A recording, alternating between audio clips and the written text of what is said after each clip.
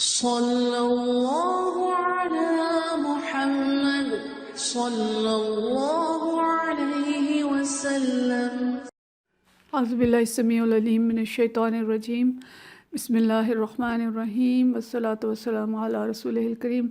بخاری شریف باب الوضو، اور اس کی کچھ آخری حدیث اب آ گئی ہیں انشاءاللہ۔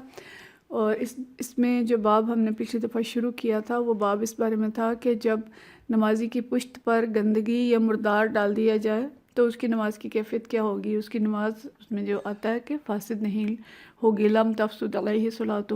تو اس کی تفصیلات ہم دیکھ رہے تھے اور کچھ چیزیں ہم نے پچھلی دفعہ دیکھی تھی۔ آج اس باب میں امام بخاری جو حدیث لائے ہیں،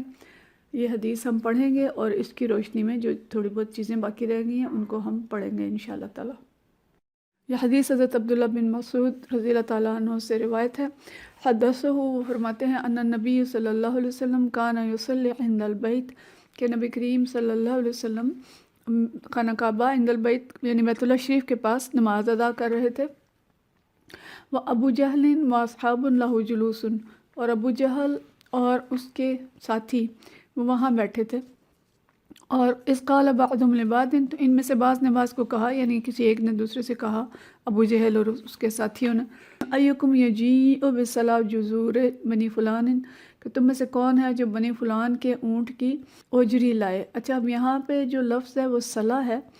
اور صلاح کے بارے میں دو مفہوم بیان ہوئے ہیں۔ بعض نے اس کے بارے میں اجری لکھا ہے، اور بعض نے یہ لکھا ہے کہ یہ کسی بھی جانور کی بچھدانی جو ہے اس کو اجری صلاح کہا جاتا ہے۔ بہرحال دونوں مفہوم لکھے گئے ہیں کہ کون ہے جو فلان جگہ پر جو اونٹنی ذبح کی گئی ہے بنی فلان کی، اس کی اجری لے آئے۔ فَيَدَعُهُ عَلَى ظَهْرِ مُحَمَّدٍ إِذَا سَجَدَ صلی اللہ علیہ وسلم، اور پھر کون اس اونٹ کی اجری کو محمد صلی اللہ علیہ وسلم کی پشت پر رکھ دے جب وہ سجدہ میں جائیں۔ یعنی یہ واقعہ ہم سب نے پڑھا ہوا ہے، اور کتابوں کے اندر یہ درج ہے کہ کس طرح سے شرارت کی تھی ابو جہل اور اس کے ساتھیوں نے، اور انہوں نے مذاق اڑایا نبی کریم صلی اللہ علیہ وسلم کا۔ اور جب آپ نماز پڑھ رہے تھے تو سازش کی کہ کوئی جائے اور جا کے اونٹ کی اجری یا جو بچھدانی یا جو بھی وہ گند ہے اس کو لے آئے، اور معاذ اللہ اس کو نبی صلی اللہ علیہ وسلم کی پشت پر ڈال دے جبکہ وہ سجدے میں ہو۔ فَانبَعَثَ أَشْقَى الْقَوْمِ، تو ان کا جو قوم کا سب سے بدبخت آدمی تھا وہ اٹھا۔ اچھا، یہ سب برے کام میں شریک تھے، لیکن اٹھا کون تھا؟ یہ عقبہ بن ابی معیط تھا، اور یہ شخص جو تھا اس کو کہا گیا، حضرت عبداللہ بن مسعود فرماتے ہیں کہ یہ شخص تھا جو اشقى القوم تھا، کہ انتہائی بدبخت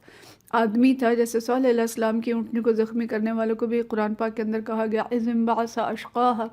کہ جب اس قوم کا بدبخت آدمی اٹھا، تو یہ بدبخت تھا، سب سے بڑا بدبخت تھا جو اٹھا اور وہ لے کے آیا اجری، اور لا کے اس نے فَيَضَعُهُ عَلَى ظَهْرِ محمد صلی اللہ علیہ وسلم وَضَعُهُ عَلَى ظَهْرِهِ بَيْنَ كَتْفَيْهِ، تو اس شخص نے لا کے یہ اجری جو تھی نبی کریم صلی اللہ علیہ وسلم کی پشت پر آپ کے دونوں کندھوں کے درمیان بَيْنَ كَتْفَيْهِ ڈال دی۔ اور عبداللہ بن مسعود فرماتے ہیں وَأَنَا أَنظُرُ لَا أُغَيِّرُ شَيْئًا، کہ میں دیکھ رہا تھا لیکن میں کچھ کر نہیں سکتا۔ مطلب یہ کہ میرے اندر اتنی طاقت نہیں تھی۔ یہ جو حضرت عبداللہ بن مسعود رضی اللہ تعالیٰ عنہ ہیں، یہ قریش میں سے نہیں تھے بلکہ یہ کسی دوسرے قبیلے سے تھے، اور ان کا خیال تھا کہ یہ سارے قریش کے لوگ بیٹھے ہیں، قریش کے سردار ہیں، اور میں اکیلا ہوں دوسری قوم کا فرد، اور اگر میں اٹھوں گا تو ظاہر ہے ان پر بہت زیادہ ظلم کرتے اور انہیں تنگ کرتے۔ اس لیے وہ کہتے ہیں کہ میں اپنے اندر طاقت نہیں پاتا تھا کہ میں ان کو روک سکوں، لیکن اپنے دل کے اندر ظاہر ہے بہت تکلیف محسوس کر رہے تھے اور کر کچھ نہیں سکتے۔ لو کان علی منعۃ، کہ کاش میں ان کو منع کر سکتا۔ پھر کیا ہوا؟ قال فجعلوا يضحكون ويحيل بعضهم على بعض، اور وہ بدبخت کیا تھے کہ صرف یہ نہیں کہ لا کے اجری ڈال دی، بلکہ اب ایک دوسرے کی طرف اشارے کر رہے تھے، ایک دوسرے کے اوپر گرے پڑتے تھے ہنستے مذاق کرتے ہوئے، کہ اشارے کر رہے تھے اور ہنس رہے تھے اور مذاق اڑا رہے تھے، اور یحیل بعضهم على بعض، کہ کس طرح سے وہ ایک دوسرے کے اوپر گر رہے تھے، یعنی ایسے ہنس رہے تھے، کیا لگا رہے تھے اور ایک دوسرے کے اوپر گر رہے تھے۔ ورسول اللہ صلی اللہ علیہ وسلم ساجد، اور رسول اللہ صلی اللہ علیہ وسلم سجدے میں تھے۔ لا یرفع راسہ، اپنا سر نہیں اٹھا رہے تھے، یعنی آپ کو پتہ تھا کہ آپ کے کندھے پہ ظاہر ہے پتہ تھا کہ کوئی چیز ڈال دی گئی ہے، لیکن شاید بوجھ اتنا تھا کہ آپ اٹھا نہیں پا رہے تھے، یا اس میں یہ بھی لکھا گیا ہے کہ قریش نے جو ظلم کیا ہے اس کو یعنی اللہ تعالیٰ تو دیکھ ہی رہا تھا، لیکن اللہ کے سامنے حجت تمام کرنے کے لیے آپ دیر تک سجدے میں پڑے رہے کہ یا اللہ کہ اپنے ان بندوں کو دیکھ کے میں تیرے راستے میں ہوں اور یہ میرے اوپر کس طرح سے ظلم کر رہے ہیں. تو دیر تک آپ سجدے میں پڑے رہے کہ اللہ تعالیٰ کی قدرت زیادہ متوجہ ہو اور اس کو جوش آئے اس ظلم کو دیکھ کے. لا یرفع راسہ، سجدے سے سر نہیں اٹھا رہے تھے. حتیٰ جاءتہ فاطمہ، تو یہاں تک کہ حضرت فاطمہ رضی اللہ تعالیٰ عنہ تشریف لائیں اور فطرت عن ظہرہ، انہوں نے سوچ کو نبی کریم صلی اللہ علیہ وسلم کی کمر سے اٹھا کے پھینک دیا. مطلب حضرت عبداللہ بن مسعود رضی اللہ تعالیٰ عنہ تو بے بسی سے بیٹھے دیکھتے رہے، لیکن حضرت فاطمہ رضی اللہ تعالیٰ عنہ آئیں اور فطرحت عن ظہرہ، انہوں نے اس کو آپ کی کمر سے ہٹایا. اس میں یہ آتا ہے کہ قریش اگرچہ بہت برے تھے اخلاقی لحاظ سے، لیکن کچھ اقدار ان کے اندر باقی تھی اور وہ خواتین اور بچیوں کو نہیں چھیڑا کرتے تھے، خاص طور پہ چھوٹی بچیوں کو. تو جب حضرت فاطمہ رضی اللہ تعالیٰ عنہ آئیں تو انہوں نے کچھ نہیں کہا، یعنی ان کو کوئی تکلیف نہیں دی اور انہوں نے اس کو اجری کو اٹھا کے پھینکا. اور یہ بھی آتا ہے کہ حضرت فاطمہ رضی اللہ تعالیٰ عنہ جو ہیں وہ قریش کو بددعائیں بھی دے رہی تھیں، ظاہر برا بھلا کہہ رہی تھیں، ملامت کر رہی تھیں انہیں کہ تمہیں شرم نہیں آتی کہ تم نے یہ کیا سلوک کیا نبی کریم صلی اللہ علیہ وسلم کے ساتھ. اور پھر کیا ہوا کہ نبی کریم صلی اللہ علیہ وسلم نے اپنا سر اٹھایا، فرفع راسہ، سر اٹھایا، ثم قال، پھر فرمایا اللہم علیک بقریش، کہ اللہم علیک بقریش، اللہ تو ان کافروں کے لیے، مشرک جو قریش ہیں ان کے لیے کافی ہو جائے، یعنی ان کو پکڑ لے. اور اس کو آپ نے 3 مرات 3 دفعہ فرمایا، یعنی زور دے کے یہ بد دعا کی. اور یہیں سے علماء یہ نقطہ نکالتے ہیں کہ جب بھی کوئی دعا کرنی ہو تو مناسب ہے کہ اس کو 3 مرتبہ دہرایا جائے. اور خود نبی کریم صلی اللہ علیہ وسلم کی جو مسنون دعائیں ہیں اس کے ساتھ بھی ہم پڑھتے ہیں کہ کہا گیا کہ اس کو 3 دفعہ پڑھیں، جیسے اللہم اجرنی من النار کہ صبح شام 3 دفعہ پڑھی جائے، اور بعض جگہوں پہ آتا ہے کہ 7 دفعہ یہ دعا مانگی جائے. اسی طرح سے جو صبح شام کے اذکار ہیں جو لوگ پڑھتے ہیں غور سے تو وہ بھی دیکھیں گے کہ نبی کریم صلی اللہ علیہ وسلم کے جو معاملات تھے اس میں کچھ دعائیں خاص طور پہ ایسی ہیں جو 3 دفعہ اور 7 دفعہ پڑھی جاتی ہیں، جیسے بسم اللہ الذی لا یضر مع اسمہ شیء فی الارض ولا فی السماء وہو السمیع العلیم، یہ 3 دفعہ پڑھنے کو کہا گیا. اور اسی طرح سے دوسری بہت سی دعائیں بھی ہیں. تو نبی کریم صلی اللہ علیہ وسلم نے ان کے لیے جو بد دعا کی وہ بھی 3 دفعہ کی کہ اس پہ زور دیا. اور جب یہ دعا آپ نے اونچی آواز میں ظاہر ہے ان کو یہ بد دعا دی، فشق علیہم اذا دعا علیہم، تو کیا ہوا کہ اب وہ ڈر گئے. اور ان کی یہ بد دعا نبی کریم صلی اللہ علیہ وسلم کی ان پر بہت شاق گزری، اور انہوں نے محسوس کیا کہ نبی صلی اللہ علیہ وسلم کی دعا اور وہ بھی بیت اللہ شریف کے قریب، تو یہ دعا لازماً قبول ہوگی. اچھا یہاں یہ بھی ذہن میں رکھیں کہ یہ بدبخت جو تھے یہ چونکہ جانتے تھے، اچھی طرح سے پہچانتے تھے کہ آپ صلی اللہ علیہ وسلم اللہ کے نبی ہیں، لیکن صرف دشمنی میں ایمان نہیں لاتے تھے، لیکن اندر سے وہ سب سمجھتے تھے کہ نبی کریم صلی اللہ علیہ وسلم جو دعا یا بد دعا دیں گے وہ قبول ہوگی. تو لہٰذا یہاں بھی وہ ڈر گئے اور انہیں یہ خیال آیا کہ یہ دعا جو ہے یہ ضرور قبول ہوگی. یہ بھی ہمیں اس میں یہ بھی یاد ہے کہ ابو لہب کا بیٹا عتبہ جو نبی کریم صلی اللہ علیہ وسلم کو بہت تنگ کیا کرتا تھا. اور یہاں پہ دیکھیں اس واقعے کو سنتے ہوئے کہ ابو لہب نے اپنے بیٹے سے کہا کہ میں تم سے راضی نہیں ہوں گا جب تک کہ تم حضرت نبی صلی اللہ علیہ وسلم کی بیٹی کو طلاق نہ دے دو اور ان کی پیشانی پر نہ تھوکو، معاذ اللہ معاذ اللہ. تو اس نے یہی کام کیا، طلاق بھی دی اور آپ صلی اللہ علیہ وسلم کے ساتھ بدتمیزی بھی کی. تو آپ صلی اللہ علیہ وسلم نے فرمایا اللہم سلط علیہ کلب من کلابک، کہ اللہ اپنے کتوں میں سے ایک کتا اس پر مسلط کر دے. یعنی توہین نبی کی ابو لہب کے بیٹے نے، اور اس توہین کے بدلے آپ صلی اللہ علیہ وسلم نے اس کو سخت بد دعا دی. تو آج جو یہ بہت ہمارے یہاں مسئلہ چل رہا ہے ناموس رسالت کا، اور اس پہ بہت باتیں ہو رہی ہیں کہ ناموس رسالت کا جرم، اس پہ کیا سزا دی جائے اور کیا نہ دی جائے. تو یہاں دیکھیں کہ جو توہین کر رہا ہے نبی کریم صلی اللہ علیہ وسلم کی اور اس درجے کی کر رہا ہے، تو آپ نے اس کے لیے خود کس طرح کی سخت بد دعا کی، یعنی موت کی دعا کی نا اس کے لیے کہ اپنے کتوں میں سے ایک کتا اس پر مسلط کر دے. تو ابو لہب اس سے اتنا ڈرا تھا کہ اس نے لوگوں سے کہہ دیا تھا کہ بھی قافلے میں اگر وہ ان کا بیٹا عتبہ نام تھا اس کا، اگر وہ جاتا تھا تو کہتا تھا کہ اس کی حفاظت کرنا، کہیں یہ نہ ہو کہ اس کو کوئی کتا کھا جائے کہ اس کو محمد صلی اللہ علیہ وسلم نے بد دعا دی ہے. تو مطلب یہ ہے کہ وہ خود ڈرا کرتے تھے اور انہیں پتہ تھا کہ آپ صلی اللہ علیہ وسلم کی بد دعا جو ہے وہ لگ جائے گی. اور ایک دفعہ ایسا ہی ہوا کہ وہ قافلے کے ساتھ گیا، سب لوگوں نے عتبہ کو درمیان میں لٹایا اور خود ارد گرد اس کے سوئے، لیکن رات کو کوئی شیر آیا اور اس نے سب کے اوپر سے چھلانگ لگا کے عتبہ کو جا پکڑا، اس کو ہلاک کر کے چلا گیا۔ تو یہ جو واقعات ہیں حدیث کی کتابوں کے اندر لکھے ہیں، سنن الکبریٰ کے اندر یہ واقعہ ہے۔ تو اس طرح وہ ڈرے ہوئے تھے۔ پھر اس کے بعد کیا ہوا کہ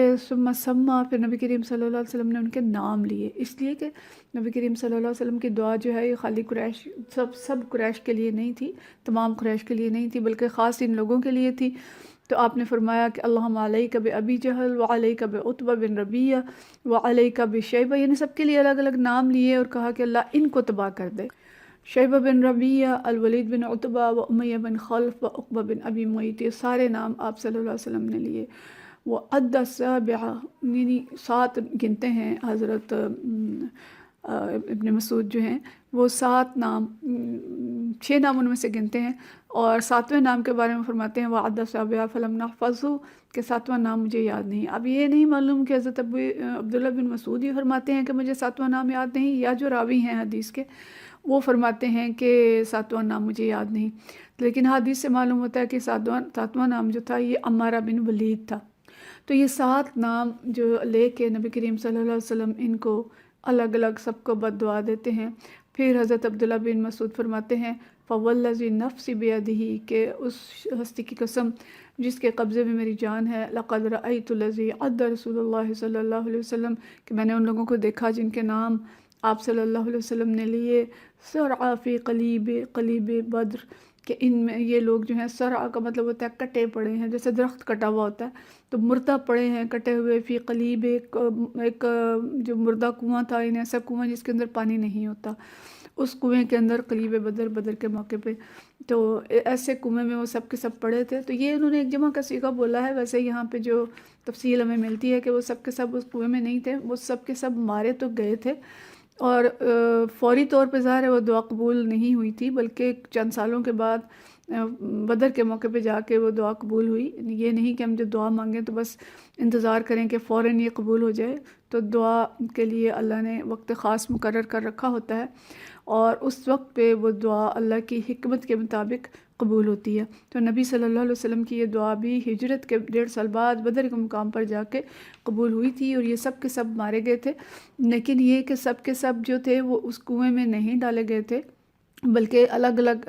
کچھ ان کے جو انجام ہوئے تھے، ان میں سے جو 4 نام آتے ہیں، ان میں سے 5 لوگ تو وہیں ڈالے گئے تھے اسی کنویں کے اندر بدر میں مارے جانے کے بعد، اور عمارہ بن ولید جو ہے یہ بدر میں نہیں قتل ہوا تھا، بلکہ یہ جا کے حبشہ میں مارا گیا تھا، جس نے حبشہ میں جا کے بری حرکتیں کی تھی، اور وہاں پہ جو حبشہ کا بادشاہ تھا اس نے اس کے اوپر کوئی دام ایسا پڑھوایا کہ اس کے بعد یہ حیوانوں اور درندوں کے ساتھ رہنے لگا، دیوانہ ہو گیا، اور وہیں پہ برے طریقے سے مر گیا۔ اور انہی میں سے ایک شخص جو امیہ بن خلف تھا، یہ قتل تو بدر میں ہی ہوا تھا، لیکن یہ اتنا موٹا تھا کہ جب اس کی لاش کو گھسیٹ کے لے جا رہے تھے تو وہ راستے میں ٹکڑے ٹکڑے ہو گئی اور کنویں تک نہ پہنچ سکی، تو اس لیے یہ اس کو وہیں پہ گڑھا کھود کے اس میں دفنا دیا گیا۔ اور عقبہ بن ابی معیط قتل تو بدر پہ ہوا تھا، بدر کے مقام پہ قتل نہیں ہوا تھا، بلکہ یہ گرفتار ہوا تھا، اور مدینہ منورہ سے 3 میل کے فاصلے پر ایک جگہ تھی جہاں نبی کریم صلی اللہ علیہ وسلم نے اس کی گردن اڑانے کا حکم دیا تھا۔ تو مطلب ہے کہ ان میں سے 4 افراد جو تھے یہ تو اس کنویں میں ڈالے گئے، لیکن باقی 3 جو ہیں الگ الگ ان کا انجام ہوا۔ بہرحال دیکھیں کہ یہ حدیث جو میں بتا رہی ہے کئی پہلو ہیں، کچھ ہم نے ساتھ چیزیں دیکھیں، وہ ہم ساتھ دیکھتے گئے، لیکن خاص طور پہ جس باب میں لائے ہیں اس کو امام بخاری، وہ باب یہ ہے کہ اگر گندگی ڈال دی جائے دوران نماز تو پھر نماز کا حکم کیا ہے۔ تو نبی کریم صلی اللہ علیہ وسلم کے شانوں پہ دوران نماز گندگی ڈالی گئی، لیکن آپ صلی اللہ علیہ وسلم نے فوراً نماز نہیں توڑی